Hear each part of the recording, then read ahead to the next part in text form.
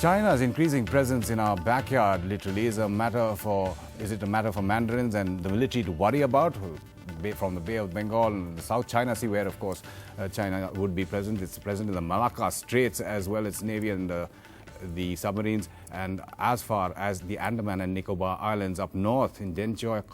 Aksai Chin is of course claimed by China, as is Arunachal Pradesh.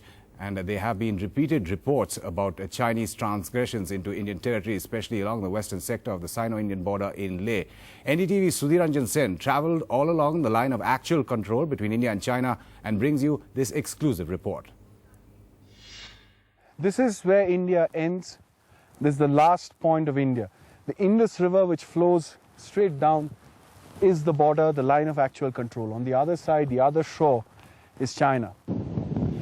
NDTV is the first to reach Demchok, an area where both India and China have claimed several stretches as their own simultaneously. Across this inhospitable terrain, where not a blade of grass grows or even a bird flies, the vigil is constant. Both countries assert their ownership by sending out frequent patrols. The Demchok Nala travelling straight down, dividing India and China. But a little bit down the line, down Demchok Nala, is what is militarily called an area of mutually agreed differing perceptions. In layman's terms, it means that both India and China believe it to be their own territory. And whenever Indian and Chinese troops come face to face, they follow this, the banner drill. Both sides hold out a banner like this one, in which they tell each other to withdraw, as provided in the 2005 agreement between India and China. And like India, China too holds out its own banner. And this is what it looks like when they come face to face in a disputed area. From the vantage point of India's last observation post, Kailash, just behind the line of actual control, Chinese military vehicles carrying supplies to the Chinese People's Liberation Army post is clearly visible. Indian surveillance reveals more Chinese activity. A PLA truck flying a flag driving on a hard metal road across the observation posts. More and more infrastructure is coming up on the Chinese side. New huts for the nomads of the region, a community center and barracks, all of which have dual purpose, civil and military. The Indian Army suspects that these are supply dumps that also act as PLA shelters. A new 3-storied observation tower of the Chinese Army is also coming up. Construction started in August. Till 2006, none of this existed. The spurt in infrastructure build-up started before the 2008 Beijing Olympics, when China expected trouble in Tibet. A few kilometers away from Demchok at Dumshale, more signs of Chinese vigil. A newly constructed observation post. In the last 1 year, over a dozen transgressions have been reported by either side, and yet the borders are calm, although Chinese military intentions remain unclear. As transgressions are concerned, they are far and few between, and number over the period has only reduced.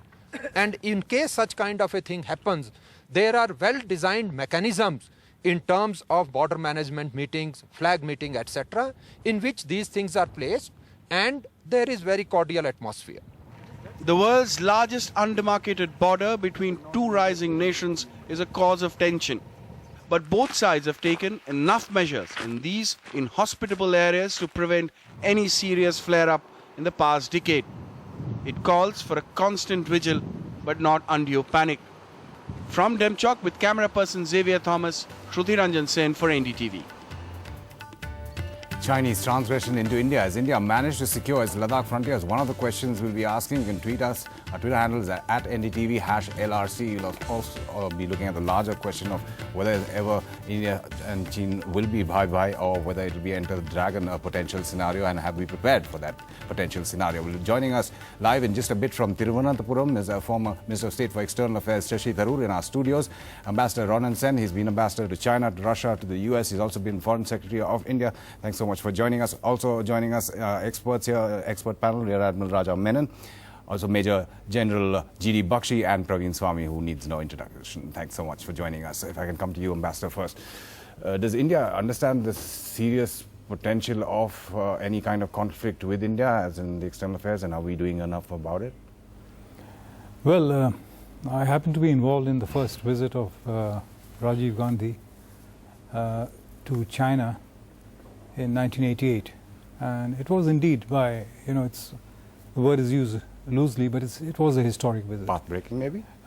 It was controversial in the sense of there was a lot of debate in India, though you had more than 400 members of parliament, Congress members of parliament, but there was debate within the party itself and the country whether the timing of the visit was right in the light of what had happened, the legacy. But it was a bold move and it paid off. And one of the major agreements there was that we have this problem. It's a very major problem. It has to be resolved. It's going to be complicated.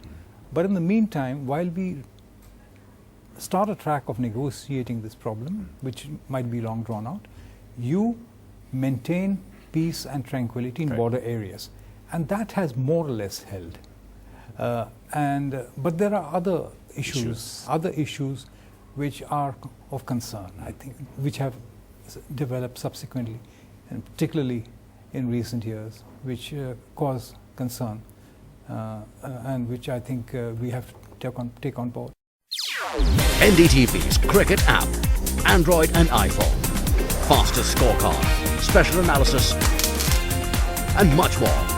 Download free. ndtv.com/apps.